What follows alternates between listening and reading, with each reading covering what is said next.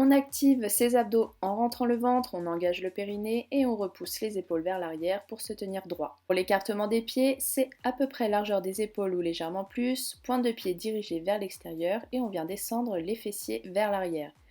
On repousse les genoux à l'extérieur et on met tout son poids dans ses talons.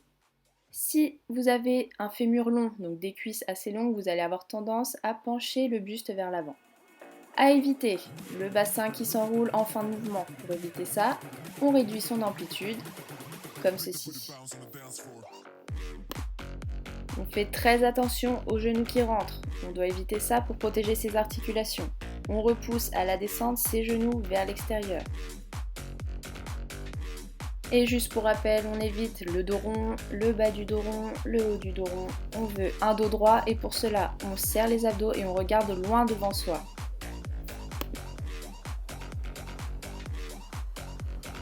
Il existe différentes variantes qui vont cibler d'autres muscles. Par exemple ici, pied beaucoup plus large que les épaules, on va venir cibler l'intérieur des cuisses, donc les adducteurs, mais également les fessiers. Et si au contraire on resserre les pieds, on va activer un focus sur les quadriceps. Dans cette position, les genoux sont beaucoup plus sollicités.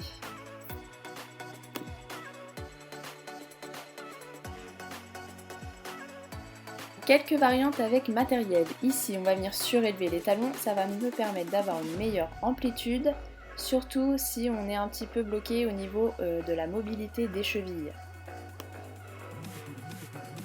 Le poids tenu dans les deux mains, entre les jambes, kettlebell ou haltère également possible. Bien faire attention, les épaules vers l'arrière, on ne s'arrondit pas vers l'avant et on regarde toujours droit devant soi. Goblet squat, ici avec kettlebell mais également réalisable avec haltère. On garde bien le poids contre sa poitrine, les coudes serrés et le buste bien droit. Avec élastique, on vient placer celui-ci sous les pieds et on l'amène au-dessus des épaules. L'élastique permet d'avoir une tension tout le long de l'exercice, même en haut. C'est-à-dire, une fois que vous êtes debout, l'élastique va vous tirer vers le sol. Et lorsque vous êtes en position de squat et que vous remontez, vous allez à contresens de l'élastique. Pensez à bien contracter vos fessiers. On vient placer l'élastique juste au-dessus des genoux. Ici, on va pouvoir engager un peu plus les fessiers, donc pensez à la contraction volontaire.